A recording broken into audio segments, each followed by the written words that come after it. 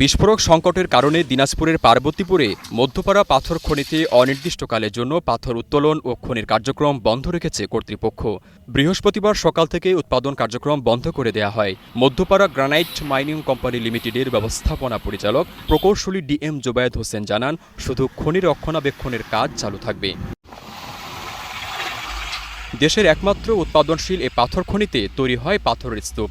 বর্তমানে খনিতে মজুদ 12,20,000 metric ton পাথর, যার আনুমানিক মূল্য প্রায় 400 কোটি টাকা। চলতি অর্থবছরে 250 কোটি টাকা 9.5 লাখ মেট্রিক টন পাথর বিক্রি হয়েছে। তবে পাথর উত্তোলন কাজে বিস্ফোরক কিনতেই খরচ হয় 37 ভাগ, যেখানে আগে শূন্যের কোটায় ছিল।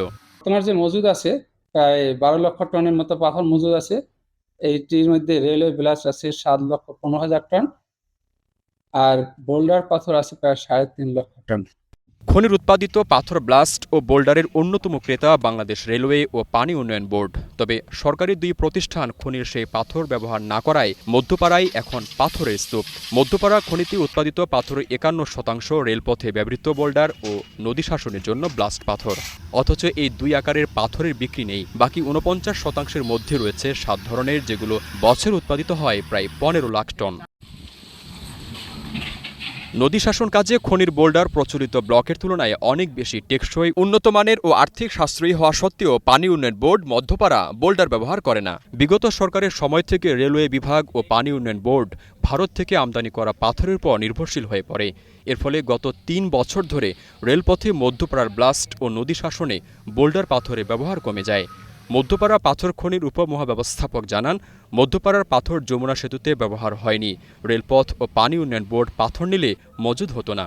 পানি উন্নয়ন বোর্ডের সঙ্গে আলোচনা চলছে, তাদের শিডিউলে আমাদের পাথর রেট অন্তর্ভুক্ত করা হয়েছে এবং আশা করা যায় দ্রুত শুরু করবে। যদি এই দুটো পাথর দেওয়া শুরু হয় তাহলে কোম্পানি আর ভবিষ্যতে সমস্যা হওয়ার কথা না। আমরা যে 2 কোটি টন পাথর ইম্পোর্ট করি, এখানে আমার কিন্তু প্রায় $3.5 বিলিয়ন কিন্তু আমার ফরেন কারেন্সি চলে যায়। সুতরাং এই সমস্যার সমাধানের জন্য ফরেন কারেন্সি সেভের জন্য আমরা আরেকটা খনি করা দরকার। এবার দেশে বৈদেশিক মুদ্রা সাশ্রয়ের জন্য, আর্থসামাজিক অবস্থা উন্নয়নের জন্য প্রয়োজন। বর্তমানে দেশের মেগা প্রজেক্ট বন্ধ থাকায় এ পাথর ব্যবহার হচ্ছে না। তবে সম্প্রতি পশ্চিমাঞ্চল রেলে পাথর ব্যবহার বিষয়ে মধ্যপাড়ার দ্বিমুখী চুক্তি হয়েছে। রেলের পূর্বাঞ্চলে অনুরূপভাবে চুক্তির বিষয়টি চলমান রয়েছে। পানি সম্পদ মন্ত্রণালয়ে আলোচনা চলছে, অচিরেই মধ্যপাড়ার বোল্ডার অন্তর্ভুক্ত হবে। আমদানি করা পাথরের উপর শুল্ক বৃদ্ধি এবং মধ্যপাড়ার পাথরের ট্যারিফ ভ্যালু বৃদ্ধি করা হলে পাথর বিক্রিতে সুবিধা হবে। এতে দেশের একমাত্র ভূগর্ভস্থ পাথর খনিটিকেও বাঁচিয়ে রাখা যাবে। জানা যায়, খনিটি 2007 সালে বাণিজ্যিকভাবে পাথর উৎপাদনে যায়। প্রতিদিন পাথর উত্তোলন হয় 7 থেকে 800 মেট্রিক টন। এতে খনিটি লোকসানি প্রতিষ্ঠানে পরিণত হয়। খনির উৎপাদন ও রক্ষণাবেক্ষণে 2013 সালে 2 সেপ্টেম্বর বেলারুশের জার্মানি স্টেট কনসোর্টিয়াম জিটিসি এর সঙ্গে সরকারের চুক্তি হয়।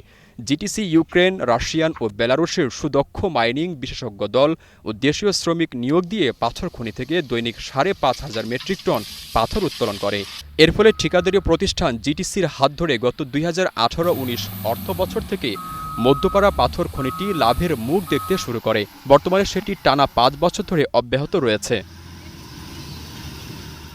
Desk report, star news.